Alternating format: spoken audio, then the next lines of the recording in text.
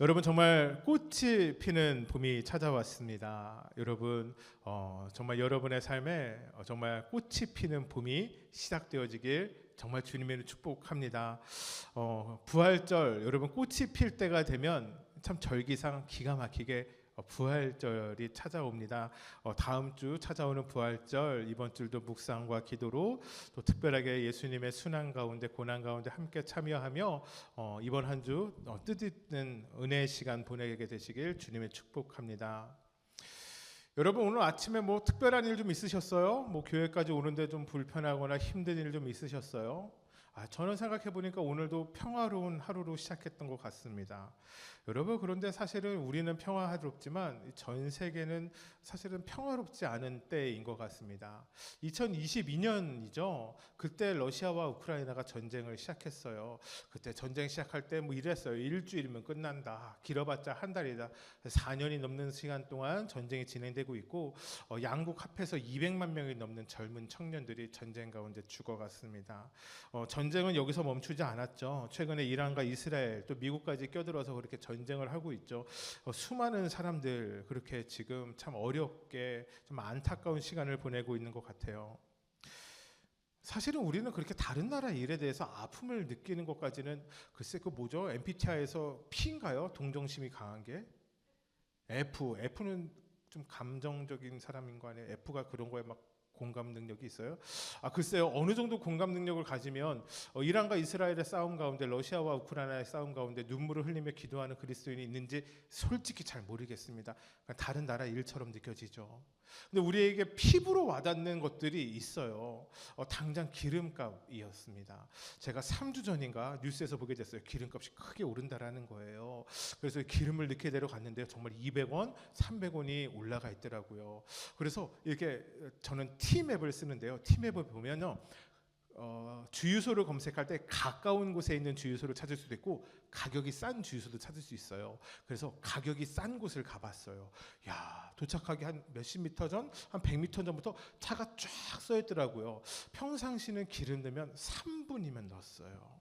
근데 이번에 한 20분 걸려서 기름을 넣게 되었어요. 불편함, 기름의 부족함이 저에게 불편함이 되었던 시간이었던 것 같습니다. 여러분 이 전쟁이 계속되고 있습니다. 여러분 그 얘기 가세요. 여러분 종량제 봉투 사셔야 돼요. 이거 만드는 원료가 이제 한국으로 뭐 수입이 안 되나 그래가지고요. 이 종량제 봉투도 동일하게 생겼대요. 오늘 들어가다 꼭 하나씩 사세요. 아시겠죠? 지역이 같으면 제가 하나 사드리겠는데 의정부 쪽 사셔가지고 어찌됐든 이 다른 나라에도 그러니까 이제 기름이 들어오지 않으면서 생기는 다른 여파적인 부수적인 문제들이 생겼어요. 어떤 나라는요 수요일날 쉰대요. 매주 수요일날 전쟁이 끝나기까지 쉬기로 했대요. 여러분 너무 좋지 않아요? 수요일날 쉬는 거? 이게 왜냐하면 공공기관이 돌아가고 이러려면 다 에너지가 들어가는데 이제 기름이 들어가잖아요. 모든 에너지에는. 그러니까 수요일 날 쉬는 거예요. 동남아시아 베트남인가 어느 학교는요. 유치원부터 대학교까지 휴교령. 기름이 없다고. 우리나라에서는 그런 일이 안 일어날 것 같지만 뭐 중요한 건 이거죠. 여러분 사회에서요. 전 세계에서 이 기름의 유통이 막히기 시작하자 기름이 부족해지기 시작하자 마치 세상이 멈춰가는 것 같이 느껴지기도 합니다. 계속해서 우리가 순환 주간을 지나가며 순환절을 지나가며 바라보게 되어지는 요한복음의 말씀 가운데는 이 부족함이라는 단어가 깊게 포함이 되어 있는 것 같습니다. 부족함은 언제나 갈급함으로 이어지게 되고요. 이 갈급함은 우리에게 두려움과 염려로 번져나가는 것을 보게 됩니다. 그리고 이런 생각을 해보게 되죠. 도대체 우리의 삶의 부족함은 어떻게 해결해야 되는가? 어떻게 부족함을 해결할 수 있을까? 오늘의 말씀 우리가 잘 알고 있는 말씀인데요. 우리 이 시간 같이 한번 하나님이 오늘 주신 말씀 같이 한번 읽어볼까요? 요한복음 6장 1절부터 13절까지의 말씀인데요. 우리 짧지 않은 말씀이지만 한 목소리로 같이 읽어보겠습니다. 같이 읽겠습니다. 시작. 그 후에 예수께서 디베랴의 갈릴리 바다 건너편으로 가심에 큰 무리가 따르니 이는 병자들에게 행하시는 표적을 보았음이로라. 예수께서 산에 오르사 제자들과 함께 거기 앉으시니 마침 유대인의 명절인 유월절이 가까운지라. 예수께서 눈을 들어 큰 무리가 자기에게로 오는 것을 보시고 빌립에게 이르시되 우리가 어디서 떡을 사서 이 사람들을 먹이겠느냐 하시니 이렇게 말씀하시면 친히 어떻게 하실지를 아시고 빌립을 시험하고자 하심이라. 빌립이 대답하되 각 사람으로 조금씩 받게 할지라도 200데나리온의 떡이 부족하리이다. 제자 중 하나 곧 시몬 베드로의 형제 안드레가 예수께 여짜오되 여기 한 아이가 있어 보리떡 5개와 물고기 2마리를 가지고 있나이다. 그러나 이것이 이 많은 사람에게 얼마나 되겠사옵나이까. 예수께서 이르시되 이 사람들로 앉게 하라 하시니 그곳에 잔디가 많은지라 사람들이 앉으니 수가 5,000명쯤 되더라.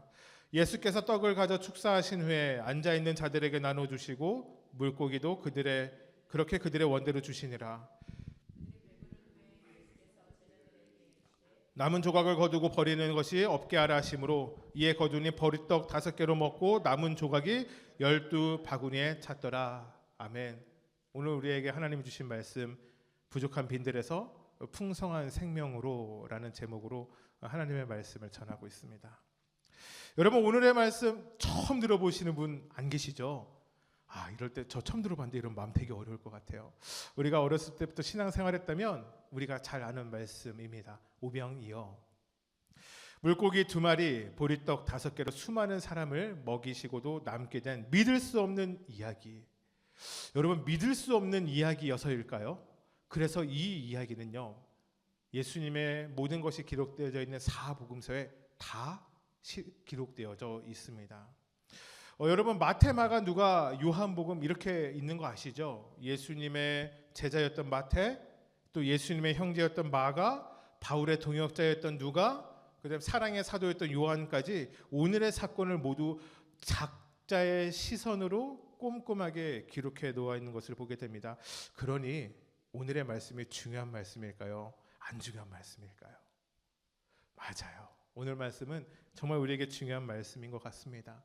문제는 이것이죠. 무엇이 중요했을까? 여러분 우리는 이 말씀을 이렇게 생각할 수도 있습니다. 단순히 배가 고팠는데 먹을 것이 없었는데 예수님 먹을 것을 해결해 주셨다. 이것만 해도 놀라운 이야기죠. 근데 사실 여기서 멈추지 않습니다. 여러분 사람이 하루에 한 끼 안 먹어도 아무런 문제 일어나지 않아요. 저도 금식기도원에 가면 옛날에는 이틀씩 이렇게 금식했는데요. 저처럼 몸에 쌓아놓은 게 많잖아요. 얼굴 조금 빠지고 티도 안 나더라고요. 사람이 하루에 한 끼 안 먹는 거 그렇게 중요하지 않은 문제이죠. 여러분 그런데 왜 주님이 이들을 먹이셨을까요? 어떻게 이렇게 놀라운 표적을 보이셨을까요? 왜 이 이야기는 성경에 다 기록되어져 있는 것일까요? 이런 생각이 듭니다. 우리의 부족함의 문제, 우리의 부족함을 풍성히 채우시기 원하는 하나님의 마음이 담겨져 있기 때문에 성경의 기자들은 자신의 복음서 예수님의 이야기를 써 내려갈 때 이 이야기를 다 적어놓은 것은 아닐까. 사랑하는 성도 여러분 축복합니다. 저와 여러분의 삶에 부족함이 풍성함으로 변하게 되어지는 오늘의 예배가 되길 주님의 이름으로 축복합니다. 여러분 요즘 시대의 특징 중 하나는 아마 이것이라고 이야기하면 될 것 같습니다. 자신의 삶을 다른 이들에게 드러내기에 주저함이 없다라는 것이에요. 옛날에는 좀 이런 거 꺼렸었거든요. 근데 요즘엔 그렇지 않아요. 인스타, 페이스북, X, 유튜브, 틱톡 모든 SNS는요. 자신의 삶, 모습, 생각 이런 것들을 세상에 드러내는 도구로 사용되어지게 됩니다. 그리고 구독자, 팔로워, 조회수 이제 이런 것들로 평가되어지죠. 그래서 유명한 인플루언서들이 생겨나기 시작했잖아요. 그러니 우리는 사실은 여기 계신 최 지사님 때와는 전혀 상관없이 남들과 비교하는 것에 정말 민감하고 예민한 시대가 된 것 같습니다. 그러니 우리에게 이런 생각이 들 때가 많아요. 저 사람은 저 아파트에 산대. 저 사람은 저 자동차를 탄대. 저 사람은 이번 여름 방학 때 어디를 갔다 왔고 어디에 가서 무엇을 먹었대. 저 사람이 입는 옷은 무엇이고 저 사람이 입는 가방은 무엇이래. 여러분 그런데 우리가 다른 사람들을 보면 나의 삶을 비교하지만 우리의 삶을 자세하게 비교하게 바라보다 보면요. 사실 그렇게 자랑할 곳이 없는 우리의 모습을 찾게 됩니다. 그렇지 않아요? 참 남들은 화려하게 살아가는 것 같은데 우리는 그렇게 살아가지 못할 때가 참 많잖아요. 그럴 때 우리에게 찾아오는 마음이 있는 것 같아요. 공허함과 부족함. 바로 그것이 우리에게 찾아오는 것 같아요. 기타가 하울링이 나는데 얘를 또 키려면 시간을 기다려야 돼요. 어찌됐든 그렇습니다. 여러분, 공허함과 부족함이 찾아오다 보니까요, 여러분 그 다음에 또 우리의 삶에 찾아오는 게 되는 것이 열등감과 비교의식인 것 같아요. 내가 가진 것이 다른 이들에게 비해 없다는 것만 보여지기 때문에 우리에게 찾아오는 자괴감인 것이죠. 여러분, 오늘 말씀은 요한복음의 말씀, 우리가 요한복음 말씀을 쭉 나누고 있기 때문에 요한복음에서 찾아왔지만 마태복음 말씀을 많이 참고하였습니다. 그 성경에서 이런 거 어디 가서 얘기하면 약간 있어 보이거든요. 똑같은 사건이 성경책 이곳저곳에 기록되어져 있어요. 그거를 평행본문이라고 해요. 뭐라고요? 평행본문이요. 요한복음 6장의 평행본문이 마태복음 14장에 있는데요. 제가 마태복음 14장도 이렇게 찾아보면서 말씀을 준비하게 되었어요. 왜냐하면 조금 상황이 요한복음에 부족한 디테일들이 있는 것 같아서였어요. 여러분, 오늘 말씀의 시작은 이렇게 되죠. 5절 말씀에서 예수께서 눈을 들어 큰 무리가 자기로 오는 것을 보시고, 이 상황이요, 마태복음에는 이렇게 기록되어져 있어요. 마태복음 14장 13절 같이 한번 읽어볼까요? 시작. 예수께서 들으시고 배를 타고 떠나사 빈들에 가시니 무리가 듣고 여러 고을로부터 걸어서 따라간지라. 마태가 조금 더 디테일한 것 같죠? 여러분, 우리가 이 말씀, 마태복음 말씀을 보면서 이런 궁금증이 저는 생겨야 정상이라고 생각해요. 예수님께서 무엇을 들으셨을까?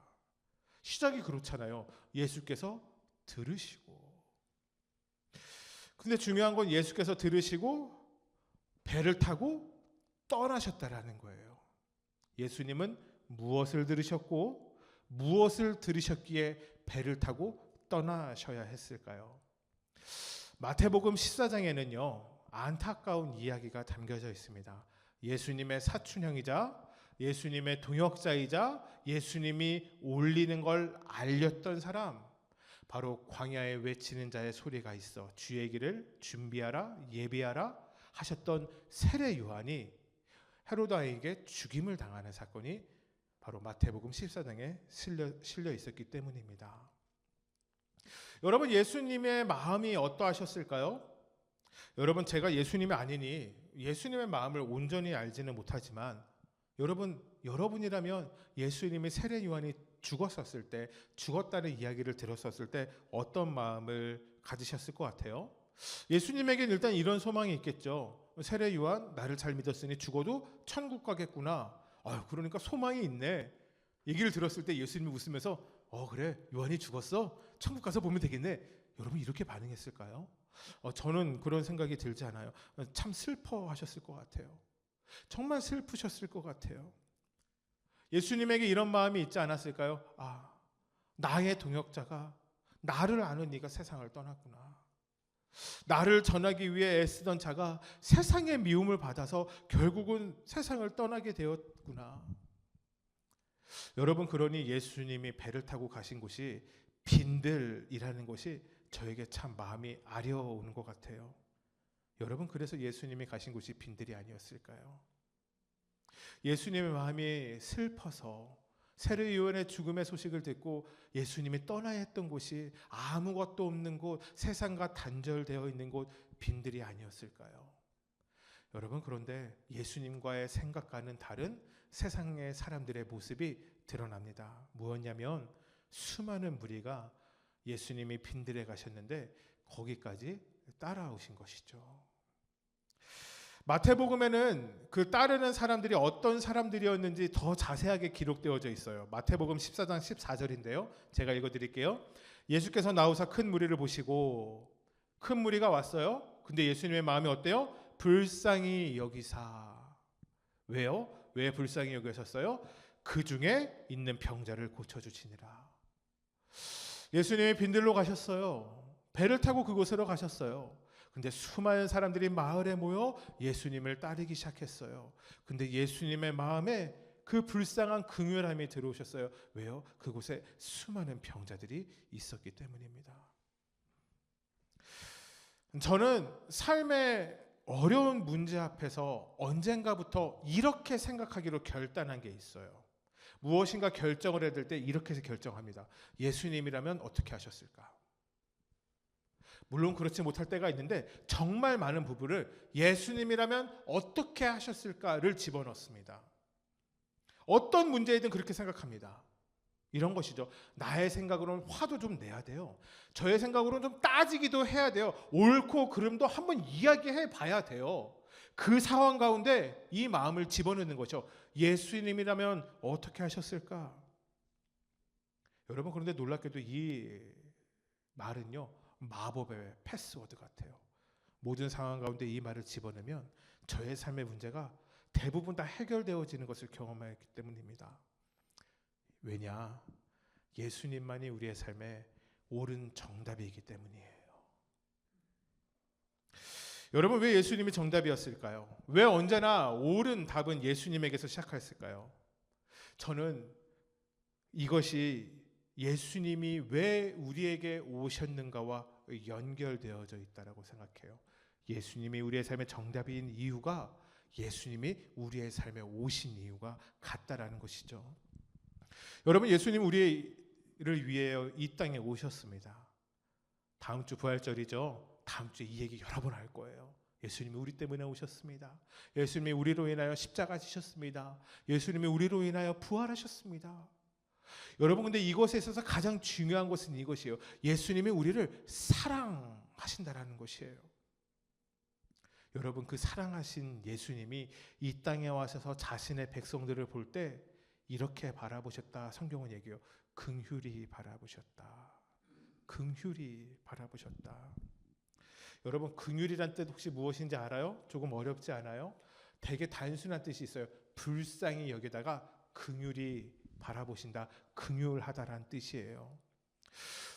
여러분, 제가 옛날에요. 한 2년 전, 3년 전인 것 같은데요. 뚜뚜가 키우기 전이었으니까 4년 전인가요? 한겨울에 길을 가다가 새끼 고양이가 길 가운데 있어서 주워가지고 집에 온 적이 있어요. 왜냐하면 내비두면 얼어 죽을 것 같았었거든요. 그게 불쌍히 여긴다의 마음이었던 것 같아요.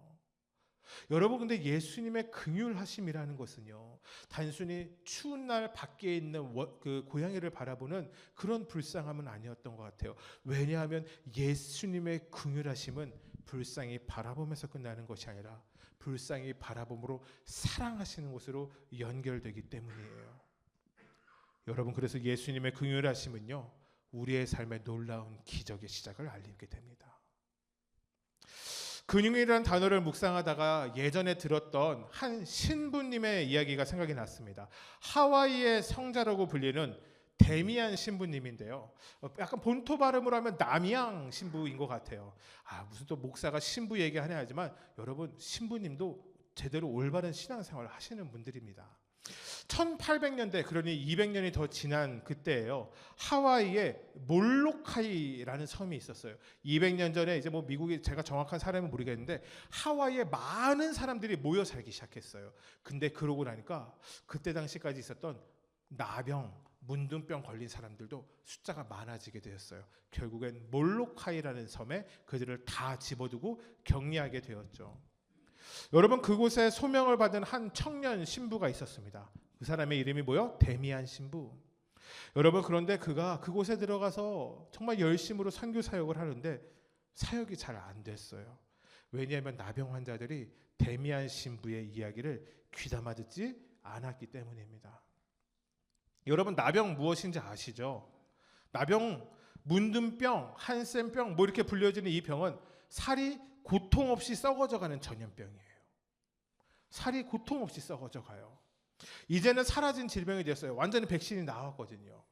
근데 예수님 때도 이 질병, 2000년 전에 이 질병은 하늘이 내린 병, 하나님이 내린 저주 중에서 최악의 저주라고 불렸던 것이 바로 이 문둥병이었죠. 나병이었어요. 정말 끔찍한 병이었습니다. 여러분이 데미안 신부 청년의 때 참 귀하지 않아요? 젊은 사람이 그곳에 가서 그들에게 복음을 전한다라는 것, 여러분 그것만으로 참 귀하지 않습니까? 근데 문제가 생겼어요. 정상으로 보이는 데미안 신부의 말을 아무도 듣지 않는 거예요. 그러니 복음이 전해지지 않았죠. 그렇게 시간이 지나가고 있었는데 어느 날 저녁 샤워를 하려고 목을 통에 받아서 뜨겁게 데웠는데 얘를 옮기다가 우당탕탕하고 이 물이 쏟아졌어요. 그러면 뜨거워야 돼요? 안 뜨거워야 돼요? 뜨거워요. 저 오늘 허리 아파서 여러분 반응 안 해주시면 되게 힘들거든요. 저 아까 찬양할 때 땀 나는 거 보셨죠? 잘 반응해 주셔야 돼요. 목사가 힘들 때 성도들이 힘을 줘야 돼요. 여러분 뜨거운 물이 발에 쏟아지면 뜨거울까요? 안 뜨거울까요? 그쵸, 뜨거워요. 근데 안 뜨거운 거예요. 이 데미안 신부가 문둥병에 걸렸어요. 피부의 감각이 사라지기 시작했어요. 그곳에서 사역하다가 문둥병에 걸린 거예요. 그때 데미안 신부의 기도가 기록되어져 있어요. 이렇게 기도했대요. 주님 감사합니다. 이제 저도 저들과 같이 문둥이가 되었습니다. 이제 저도 저들과 똑같은 고통을 겪게 되었습니다. 이제는 저들도 알 것입니다. 제가 얼마나, 예수님이 저들을 얼마나 사랑하시는지를. 그리고 남은 4년의 사역의 시간을 그곳에서 나병 환자들과 복음을 전하다가 그곳에서 돌아가시게 되었어요. 여러분, 예수님의 긍휼함과 우리의 동정심의 차이는 무엇일까요? 여러분, 우리의 동정심은요, 마음이 조금 안타까울 정도이지만 예수님의 긍휼하심은요, 자신이 죽기까지 이곳으로 내려오신 그 사랑에 있다라는 것이에요. 불쌍해 보는 것으로 끝나는 것이 아니라 불쌍한 그들과 같이 되어지는 것, 여러분 이것이 예수님의 긍휼하심이었습니다. 여러분 그거 아세요? 예수님이요 사복음서에서 이렇게 이야기하실 때가 있어요. 인자가 들어보셨어요? 성경에 이렇게 되어 있어요. 인자가. 제가 어렸을 때 제가 이 얘기를 설교 시간에 할까 말까 고민하다가 할게요. 제가 어렸을 때 인자가 있었을 때 저는 그거를 닌자가 예수님이 닌자셨나? 웃어주셔서 감사해요. 어렸을 때 그렇게 들었어요. 성경을 모르니까. 아무도 저에게 해석해 주지 않았어요. 여러분 인자가 영어로는 뭐냐면 Son of God이에요. 아니에요. Son of God은 하나님 아들이죠. Son of Man이에요. 사람의 아들이란 뜻이에요. 여러분 예수님이 말씀하시는 건 나는 하나님의 아들이다 라고 이야기하시면서 사람들한테 얘기할 때 항상 이렇게 얘기해요. 나 인자는 사람에게서 태어난 나는. 우리를 너무 사랑하셔서 신의 아들이 사람의 아들로 오신 것이죠. 여러분 이런 노래 있어요. 사랑 누가 말했나. 제가 이 다음 가사를 모르거든요. 근데 이 다음에 음정은 모르는데 가사는 알아요. 사랑 누가 말씀하셨냐면 예수님이 말씀하셨어요. 여러분 예수님이 그 사랑으로 살아가셨어요. 여러분 사순절 묵상집 잘하고 계시죠? 잘하고 있으리라 믿습니다. 여러분 묵상할수록 제가 이 요한복음의 말씀을 깊게 바라볼수록 드는 생각은 뭐냐면 예수님은 정말 우리의 삶에 가까이 오셨다라는 것이에요. 다른 말로 이렇게 얘기할 수 있겠죠. 예수님은 우리의 삶에 친밀하게 찾아오셨다라는 것이에요. 여러분 그러니 예수님은 우리의 삶에 지극히 작은 개인의 문제까지 바라보셨던 분, 우리의 삶의 근원의 문제를 해결하시기 위해 어디든 가셨던 분, 바로 그분이 우리의 예수님, 선한 목자라는 것이에요. 그래서 우리를 정말 사랑하시는 예수님은 우리의 슬픔과 기쁨도 아시고 우리의 희망과 절망도 아셨어요. 우리와 함께 살아가셨어요. 그런 예수님이 이렇게 말씀하십니다. 누가복음 4장 18절 19절 말씀입니다. 예수님의 사명 선언문이라고 할 수 있는데 같이 읽어볼까요? 시작. 주의 성령이 내게 임하셨으니 내게 기름을 부으시고 나를 보내사 포로된 자에게 자유를, 눈먼 자에게 다시 보게 함을 전파하며 눌린 자를 자유케 하고 주의 은혜의 해를 전파하게 하려 하심이라 하였더라. 여러분, 이것이 예수님이 이 땅 가운데 오셨을 때 사명 선언문이 있어요. 이사야에 예언되어 있던 그리스도에 대한 이야기를 예수님이 성경책을 피시고 이렇게 말씀하십니다. 여러분, 그리고 예수님은 예수님의 사명대로 살아가기 시작합니다. 여러분, 오늘 이 오병이어의 사건을 보게 되면 여러분, 빈들에 부족함이 있는 그곳에 수많은 아픈 자들이까지 찾아와서 그들이 예수님 앞에 치유받는 것까지는 은혜로운 일 하고 끝나는 문제였어요. 그런데 시간이 지나가며 또 다른 문제가 찾아오게 됩니다. 저녁이 되고 해가 지며 그들에게 먹을 음식이 필요하게 되었다라는 것이었어요. 저는 이 빈들이라는 말 참 좋아합니다. 마치 광야와 같거든요. 여러분, 이곳은 부족한 곳이었습니다.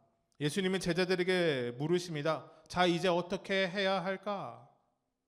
저 굶주리고 있는 우리의 백성들, 나의 말씀을 듣기 위하여, 고침을 받기 위하여 이곳에 온 사람들에게 우리가 어떻게 해야 할까라고 얘기하죠. 우리가 요한복음 다시 돌아가면 빌립이 이야기합니다. 돈을 조금씩 걷어보죠, 주님. 주님, 그런데 그렇게 걷어도 상당히 많은 수의 돈이 조금은 모자랄 것 같습니다. 빌립이 그 시간 계산합니다. 저는 이 빌립의 모습이 글쎄 제가 여러분을 잘 몰라서요, 저의 모습과 정말 많이 닮아져 있다라는 생각이 들었어요. 왜냐하면 우리는 하나님의 일을 하기 전에도 사람의 계산을 먼저 하는 사람들이거든요. 여러분, 여러분에게는 어떠한 믿음이 있습니까? 저에게도 믿음이 있어요. 우리 각자에게는 믿음이 있습니다. 믿음이 크고 적을 뿐이죠. 믿음이 조금 다를 뿐이죠. 여러분, 우리에겐 다 공통되어져 믿음이 있습니다. 그 믿음이 있으니까 우리가 이곳에 나와서 예배드릴 수 있는 것 아니겠습니까? 여러분, 그런데 믿음이 있는데요, 여러분 솔직히 여러분 스스로에게 한번 물어보세요. 자문자답이라고 하죠. 여러분의 모든 삶의 문제를 그 믿음이 해결해 줍니까? 제가 여러분의 담임 목사로 얘기하지만 여러분, 우리의 삶의 대부분의 문제는요, 믿음으로 해결이 되지 않습니다.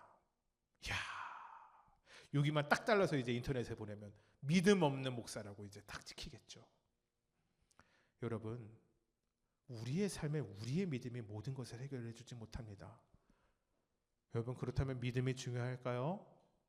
여러분, 우리가 믿음을 가져야 할까요? 오늘 우리는 눈앞에 문제가 분명한 시대를 살아가고 있어요. 어려움을 겪은 사람들이 예수님 앞에 나와왔어요. 그래서 병 고침의 은혜를 받았어요. 우리는 그것을 구원이라고 이야기합니다. 여러분, 그런데 문제가 있어요. 사람은 떡으로만 살지 않는다는 것은 알지만 사람에겐 떡이 꼭 필요하다는 거예요. 여러분, 우리 몇 주 전에 나누었던 물 깃는 여인 이야기 기억나세요? 제가 그때 이렇게 설교했어요. 우리에게 날마다 길러야 하는 물이 있다라는 거예요. 물을 마시고 살아갈 수 없기 때문이죠. 오늘 이야기도 동일해요. 우리에게는 날마다 먹어야 하는 떡이 있어요. 떡으로만 살아가는 건 아닌데 말이죠. 제자들이 아무리 머리를 굴려보아도 이 문제를 해결할 방법이 없습니다. 제자들이 그래서 답을 내놓죠. 마을로 돌려보낼까요? 혹시 압니까? 마을 곳곳으로 흩어지면 이들이 다시 그곳으로 돌아가 저녁을 해결할 수 있을지? 여러분의 제자들의 선택은 무엇이었냐면 문제를 해결하는 것이 아니라 문제를 회피하는 것이었다라는 것이에요. 문제를 해결하지 않고 문제를 회피하려고 했어요. 여러분, 예수님은 그렇게 하지 않으셨어요. 왜요? 우리의 삶의 정답으로 오신 분이 바로 예수 그리스도이기 때문입니다. 여러분, 예수님이 말씀하시죠. 이렇게요. 답도 없어요. 너희들이 먹을 것을 주어라. 너희들이 먹을 것을 주어라. 여러분, 제자들이 이미 머리를 굴려봤다니까요.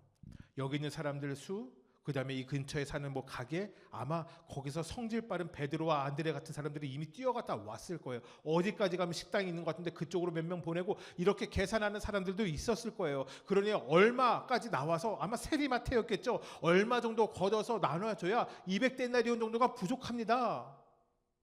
여러분, 그들이 자신의 최선을 다하지 않은 것이 아니에요. 자신의 노력을 다한 것이라고요. 그런데 무엇이에요? 문제를 해결할 능력이 본인에게 없었다라는 것이죠. 여러분, 예수님이 말씀하세요. 너희들이 먹을 것을 주어라. 그리고 그때 그들에게 있는 작은 것이 발견됩니다. 무엇이에요? 보리떡 5개, 물고기 2마리. 저는 사실 궁금한 게 이게 오병이어잖아요. 근데 언제부터 보리떡으로 변했는지가 궁금해요. 또 하나는 이거예요. 그 떡의 크기는 얼마나고 물고기의 크기는 얼마냐며, 얘는 구운 건가 삶은 건가 말린 건가. 어렸을 때부터 그게 궁금했어요. 뭐 중요한 거 별건 아니겠죠. 중요한 것은 한 소년이 먹기에 부족했던 양이었다라는 것이에요. 부족함이 예수님을 만나게 되었습니다. 여러분, 우리 아까 불렀던 찬양 기억나세요? 주가 일하시네. 참 제가 좋아하는 찬양이에요. 좀 빨리 불러야 되니 반주 없이 제가 불러볼게요. 날이 저물어 갈 때, 빈들에서 걸을 때, 그때가 하나님의 때. 이 다음 가사가 너무 좋아요. 내 힘으로 안 될 때, 빈손으로 걸을 때, 내가 고백해 여호와 이래. 여러분, 2절이 진짜 좋아요. 가사 좀 띄워봐 주시겠어요? 우리 모인 이곳에 주님 함께 계시네. 누리네 아버지 은혜. 적은 떡과 물고기 내 모든 걸 드릴 때 모두 고백해 여호와 이래. 주가 일하시네. 주가 일하시네. 여기까지 불러볼 거예요. 일단 여러분, 제자가 해결할 수 있는 문제인가요? 아니, 그 가능합니까? 아니요, 가능하지 않아요. 여러분, 그들의 손에 들려 있는 게 너무 적어요. 부족해요.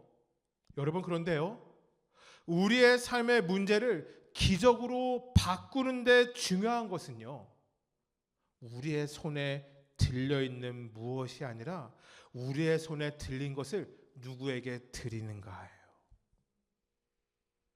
너무 말이 멋지지 않아요? 제가 설교 준비하고 은혜 받았어요. 한 번 더 얘기해 드릴게요. 은혜 받아보세요. 우리의 삶의 문제가요, 기적으로 바꾸는 데 있어서 중요한 것이요, 우리의 손에 잡고 있는 것 때문이 아니라 우리의 손에 들린 것을 누구에게 드리느냐에서 시작된다고요. 여러분, 예수님의 모든 사역은요, 하나님의 계획 아래에서 있었어요. 이 말은 모든 것이 우연이나 그냥 원치 않음으로 된 것이 없다라는 이야기죠. 여러분, 예수님이 그렇게 말씀하신 데는 그만한 이유가 있었어요. 여러분, 예수님이 마음이 상하여 빈들에 나가셨어요. 여러분, 그런데 그곳에서도 예수님의 사역이 이어졌어요. 저녁이 되어 그들의 식사 시간이 되었고 그들에게 부족함이 노출되어졌어요. 여러분, 그런데 이 모든 것이 하나님의 계획 가운데 주가 일하시네 범위 안에 있었다라는 것이에요. 말씀을 묵상하니 이런 생각이 들었습니다. 그래, 하나님의 일하심은 언제나 나의 생각과는 달라. 여러분, 그런데 우리가 이걸 믿음으로 고백하는 것이 참 어려워요. 왜냐하면 하나님의 생각이 나의 생각과 같아야 편하거든요, 살아가기가. 하나님의 때가 나의 때와 같아야 마음이 편해요. 그러니 막 우리 이렇게 기도하잖아요. 하나님, 이번 주에 이 문제가 해결이 되어야 합니다. 여러분, 이렇게 기도 많이 안 해보셨어요? 제가 믿음이 없어서 저만 그렇게 기도했나요? 하나님, 이 문제는 꼭 이렇게 해결되어져야 합니다. 여러분, 이렇게 기도 안 해보셨어요? 우리는 늘 그렇게 기도하잖아요. 여러분, 저는 이번 주에 좀 여러 가지 일이 있었어요. 뭐 모르시는 분들도 있고 이러니까 또 저의 설교를 온라인으로 들으시는 분들이 생각보다 많으시거든요. 제가 이제 1년 동안 일했던 목공소 일을 그만두게 되었어요. 이제 왜 그만뒀냐? 뭐 2가지 이유가 있는데요. 어쩌면 저도 하나님 안에 있는 형통한 사람이라서 그런지 가게가 매출이 많이 올라갔어요. 장사가 잘 돼요. 바빠졌어요. 그래서 원래는 겨울에 할 일이 없다라는 게 제가 작년 가을부터 들었던 얘기인데 겨울 내내 힘들었어요. 일이 많았거든요. 봄이 되니까 더 바빠지기 시작했어요. 회사에서 결정을 내렸어요. 매일 일하는 사람을 구하자. 저는 목요일까지밖에 일을 안 하잖아요. 저에게 얘기했어요. 목사님 금요일도 일해 주시면 안 돼요. 사람 손이 모자른데 한 사람을 더 뽑긴 좀 애매하고. 그래서 제가 얘기했어요. 안 그래도 사실 더 일은 못할 것 같다. 몸이 좋지 않아서. 그래서 이제 그래요. 그러면 이제 정확히 모르겠어요. 회사의 배려인 것 같은데 원래 6월 달이 돼야지 정식 근무로 1년 일하는 건데 3월 달부터 일하기 시작했는데 3월 달로 일한 걸 해줄 테니까 1년 해서 이렇게 정리하는 걸로 해서 지난주에 일을 그만두게 되었어요. 사실 좋아요. 이 다음 스텝을 밟아가려고 했으니까. 근데 저에게는 그것도 스트레스예요. 새로운 직장을 또 잘 구해야 되는 게 스트레스잖아요. 하나님 또 좋은 길을 열어주세요. 기도하면 주님 좋은 길로 열어주시는 거 알지만 어려울 수 있는 거죠. 그러면서 이 생각이 들었어요. 이게 문제예요. 그동안 이제 일을 하면서 사실 당뇨 걸려서 살 너무 많이 빠지고 온몸에 좀 근육이 줄어들어서 다시 몸을 좀 키우자. 운동을 하자. 운동하지 이틀 만에 다쳤어요. 허리에서 근육이 툭 하고 끊어졌어요. 지금 서 있는 게 너무 힘들어요. 아까 앉아서 예배드리려고 했는데 앉아 있는 건 더 힘들어요. 저 의자가 별로인 것 같아요. 의자를 좋은 걸 미리 구했었어야 되는데 의자가 제 엉덩이에 안 맞아서 아파가지고 못 앉아 있겠더라고요. 힘들어요. 그러니 사실은 이렇게 얘기할 수 있는 것 같아요. 세상 얘기를 하면 이런 거예요. 야 재수가 없네 이번 주에. 운이 없었네. 충분히 그렇게 이야기할 수 있는 한 주가 제 한 주였던 것 같아요. 여러분 그런데 제가 지난 또 주말 기도하는 시간을 가지며 제가 깨달은 것이 있어요. 언제나 항상 주님은요. 새로운 시작 앞에서 저를 겸손하게 낮추시는 분이라는 것이었어요. 전 그게 늘 주님께 감사해요. 그리고 그 겸손함, 그래서 제가 아무것도 할 수 없을 때 하나님만 의지할 때 하나님은 늘 저에게 좋은 시작을 주셨어요. 그것이 저와 하나님의 놀라운 친밀함에서 제가 깨달은 것이었어요. 여러분 그러니 빈들에 있을 때요. 빈들에 있어야 합니다. 제가 한참 광야 찬양하고 광야 설교하면서 그런 얘기했죠. 광야에 있을 때는요. 광야에서 있어야 하는 거예요.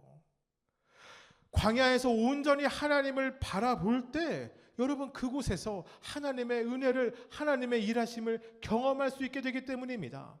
여러분 하나님의 생각이요 우리의 생각과 다릅니다. 방법도 달라요. 시기도 다르고 뜻도 다르죠. 그러니 우리는 가끔 이렇게 생각합니다. 하나님의 일하심이 저와 맞지 않아요. 불합리한 거 같습니까? 불일치되는 것 아닙니까? 라는 생각도 듭니다. 그런데 사랑하는 여러분, 우리가 하나님의 자녀라면, 우리가 하나님의 아들, 딸이라면 그 맞지 않는 상황 가운데 하나님 왜입니까? 를 이야기하는 것이 아니라 하나님 어떻게 해야 할까요? 를 물어봐야 되지 않을까요? 제가 가장 좋아하는 성경의 이야기 중 하나는 다윗의 이야기이기도 하고요. 또 하나는 광야의 이야기인 것 같기도 합니다. 출애굽의 이야기가 참 재밌어요. 출애굽하는 과정을 보면 이해하기 참 쉽지 않습니다. 아니 때로는 정말 이게 맞아? 라는 생각이 들기도 해요. 여러분 왜 광야는 40년이었어야 돼요? 왜 1세대는 다 죽어야 했어요? 그들이 하나님께 조금 개겼다고 40년 동안 그냥 광야에서 뺑뺑뺑 돌다가 죽으면 여러분은 하나님께 안 개기며 살아가세요? 여러분은 다 순종하며 살아가세요? 안 그렇잖아요. 여러분 그러면 우리도 광야에서 40년, 제 나이 이제 45인데 광야 40년 살면 85세인데 주님 전 아닙니다. 이렇게 얘기할 것 같거든요. 여러분 그곳에서 1세대가 다 죽어요. 아무도 가나안을 가지 못해요.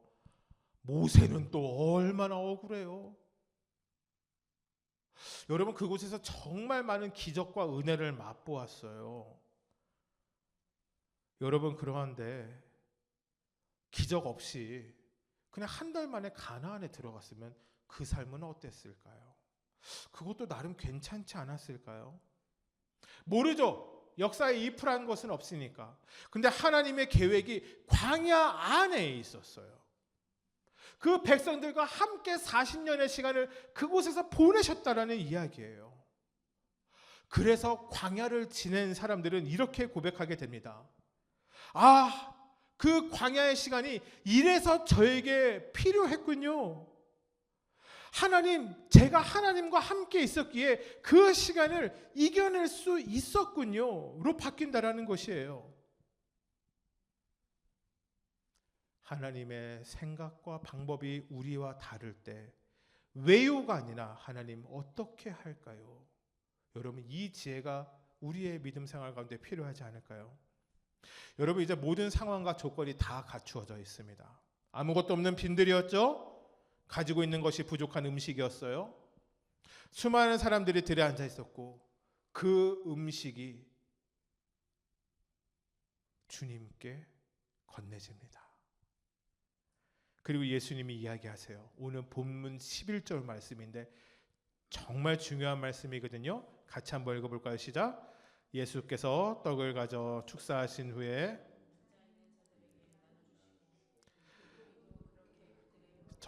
주시느라. 여러분, 예수님이 어떻게 하셨어요? 축사하셨어요. 여러분, 축사하셨다라는 말이 무엇인지 아세요? 축복하고 감사하셨다라는 말이에요. 어떠한 일이 일어납니까? 여러분, 모든 문제가 사라지게 돼요. 모든 부족함이 사라지게 돼요. 그곳에 있는 수많은 사람이 예수님의 축복과 감사 말에 음식을 누리게 됩니다.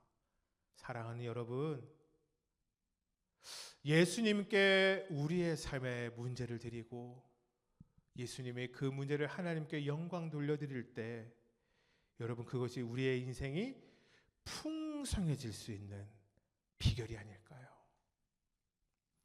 예수님께 우리의 삶을 온전히 내어드릴 때, 주님이 받으실 때, 주님이 우리의 삶을 축복하시고 하나님께 기뻐하심으로 내어드릴 때 우리의 삶이 부족함에서 영원함으로 변하게 되지 않을까요? 말씀을 마무리하기 원합니다. 제자들이 가진 것이 없었죠. 제자들이 가진 것이 없었어요. 돈도 없었고 먹을 것도 없었습니다. 그래서 예수님이 제자들에게 너희들이 먹을 것을 주어라 라고 이야기했을 때 그들이 얘기했던 건 회피책이라고 제가 말씀드렸죠. 마을로 돌아가게 하시죠, 선생님. 우리는 저들을 해결할 수가 없습니다. 여러분, 참 합리적이지 않아요? 제가 예수님의 제자들 중에 있었다면 저도 그렇게 했을 것 같아요. 여러분, 그런데 이게 우리의 믿음 없는 모습은 아닐까요? 여러분, 우리가 이럴 때가 있어요. 하나님이 나에게 어떤 일을 맡기시는 것 같을 때, 내가 교회를 위해서 무엇인가를 결단해야 할 때, 내가 하나님의 도구로 살아가고 싶다는 작은 마음이 들었을 때 우리의 마음에 제자들의 모습 같은 일이 일어날 때가 있어요. 하나님, 그것은 제 일이 아닙니다. 하나님, 저에겐 그 할 일 능력이 저에게 없습니다. 주님, 저에겐 주어지지 않는 은사인데 제가 그 일을 어떻게 맡아서 할까요? 우리 교회라고 생각해 볼까요? 우리 교회 작은 교회죠. 그러니까 다른 사람 돕는 것도 절기 헌금 한번 모아서 한번 돕고 이게 다잖아요. 근데 갑자기 하나님이 저에게 이런 마음 주실 때 있거든요. 북한을 위해서 기도하라. 중국의 어려운 지하교회를 위해 기도하라. 그들을 위해서 우리의 교회가 힘써야 된다. 근데 저에게 이런 마음이 들어요. 하나님, 그래도 그건 대형 교회가 할 일 아닙니까? 우리 헌금을 하면 얼마나 한다고요?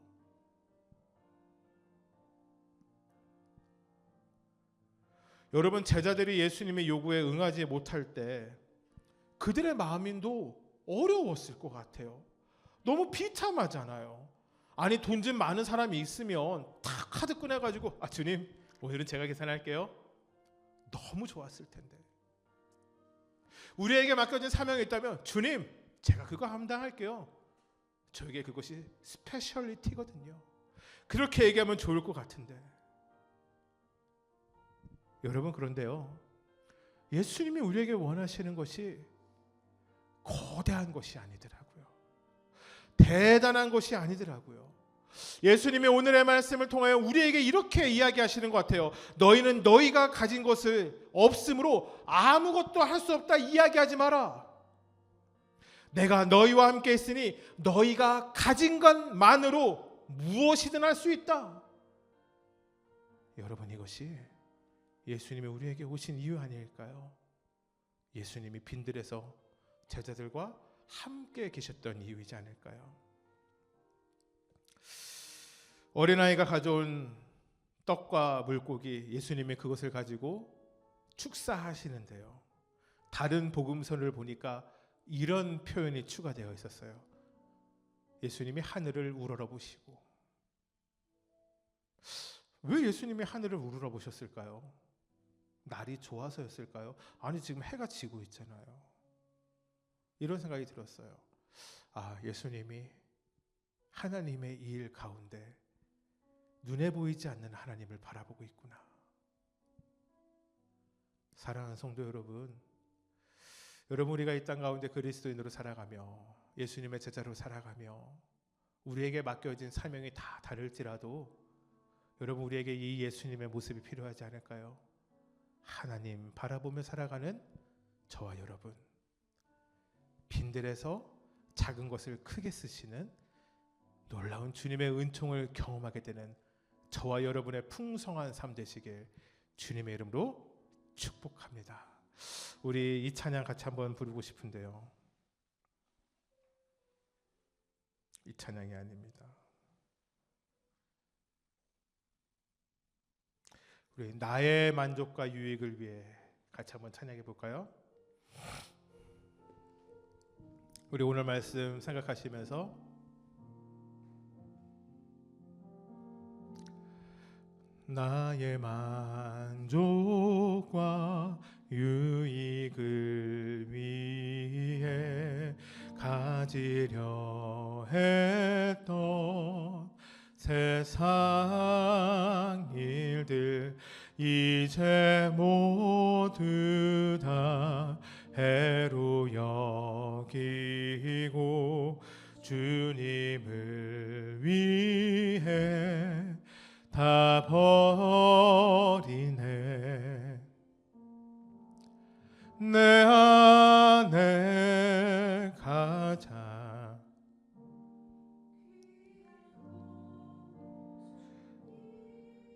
물 알미라 모든 것 말라 모든 것 되시며 의와 기쁨 되신 주 사랑합니다. 이 찬양은 사실 이제 다음 주에 같이 부르려고 오늘 한번 이제 불러본 건데요. 여러분, 이번 한 주 우리가 살아가실 때 여러분, 이번 주도 우리에게 부족함이 있을 겁니다. 채워지지 않는 어려움도 있겠죠.